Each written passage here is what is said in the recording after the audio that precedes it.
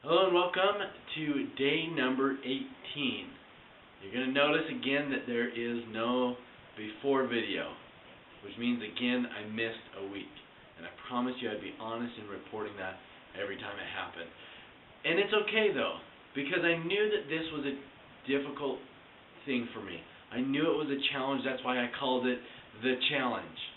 Okay? And it was a 6-week challenge. I knew it was going to take me some time to figure this out. That's why it wasn't a 1-week challenge, because I wasn't going to master it within 1 week.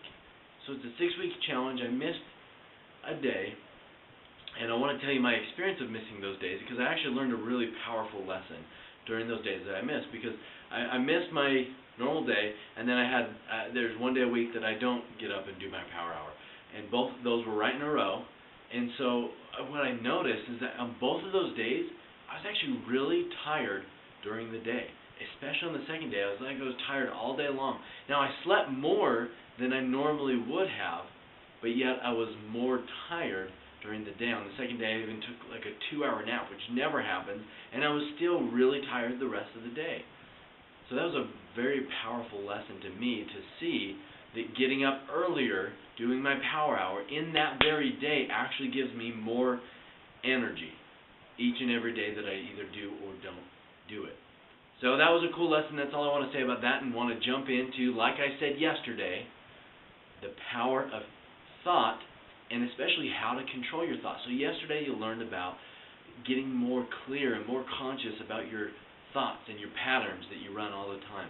So now that you've recognized that, you may be asking the question, okay, I recognize that I get angry and upset and I'm always grumpy about something that happened or something that somebody did. What do I do about that? Well, my experience is that almost all conflict between any two or more people, is stemmed in some type of misunderstanding or miscommunication.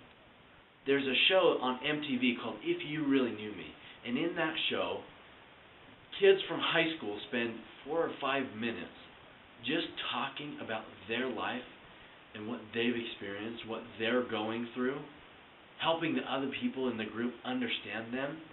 And by the end, you take these people who are either total strangers or absolute enemies, and they love each other by the end of this 1-day meeting that they have, because they start to recognize, wow, I thought I had you all figured out. I thought I knew why you acted the way you did. And when I got to know you, I realized I had no clue. And that's how most of life is. We're so certain that we know other people's actions, and we know why people act the way they act. And we let it get to us, and we let it bother us. But consider the possibility that you're not even correct in what you're assuming. And I'll give you one really good example that I experienced the other day. We have this, I always put my keys in all my stuff. I put them in really random places, and I always lose things.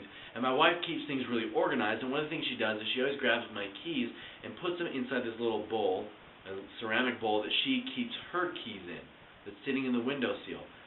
Now, I never like my keys there because they're deep inside and I can't see them and I can't tell if they're there just by looking. So I never ever put my keys there. I like to put them on the windowsill, but sometimes I put them on the couch or on my dresser or on my nightstand or leave them in my pocket, random places, and I always lose them. So she goes and grabs them and she takes them and tries to keep them organized and puts them in that bowl. And I always get so angry and upset about her putting them in that bowl, and I always tell her not to. And I always know that it's her that puts it there because I never put my keys there. And I can never find my keys while they're there.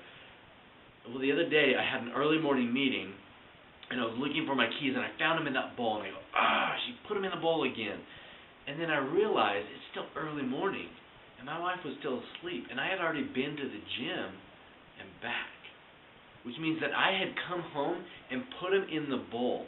And I had no idea that I had done that. I didn't think I had ever done that. But I did that day.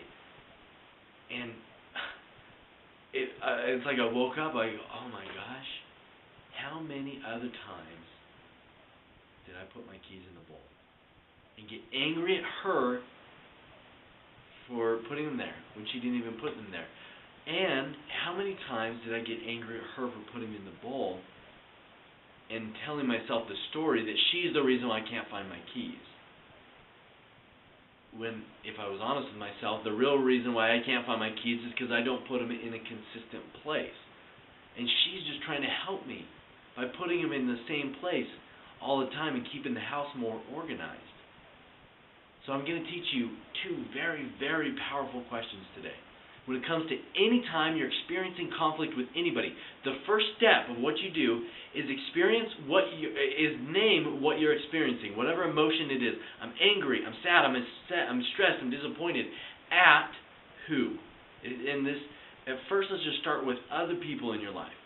Somebody else that you're upset or angry or saddened with or about. And say, I am upset with blank because of blank. I am upset with Abby because she puts my keys in a bowl. So that would be my sentence. So you come up with who you're upset, what you're feeling towards who and why. And then you ask yourself the very first and very powerful question, is it true? Now, as you do this, try to be open to consider the possibility. Is it true? And it's a yes or no question. Then the next one is, can you absolutely know that it's true? And that's where you really get to start to open up and consider the possibility. You have to put some effort in this. This won't just come easily. But if you ask yourself that question, I'm mad at Abby because she always puts my keys in the bowl. Is that true? Well, I mean, my first answer would be yes. Can you absolutely know that it's true? How many things can we absolutely be 100% certain? And for me, of course, that answer is obviously no, because I recognize that sometimes I put my keys in that bowl without even realizing it. Or it may be, is that really what I'm upset about? No, I'm not upset that my keys are in the bowl. I'm upset that I can't find my keys. So my sentence would be, I'm upset with Abby because she puts my keys in a place where I can never find them. And then when I ask myself the question, is that really true? No. That's not why I'm upset at her. She's not the one that puts my keys in places where I can't find them. Really, I am. Open yourself up to the possibility that what you think you know about somebody else and their actions might not actually be true. And I promise if you put effort into that, it'll start to open and expand your mind, and you're going to start to see yourself and other people and the whole world differently and in a much better light when you start to ask yourself those questions. So go and try it out. Try asking yourself the questions. Is it true? Can I absolutely know that it's true? Because what you'll find is that once you start to experience that and start to see that maybe those people aren't the way you thought they were, they're not acting the way that you think they're acting, and you start to be a lot more open to the way that they are acting, and you start to let go of some of the stress and some of the anger that you have towards them, and you start to learn to conquer your thoughts.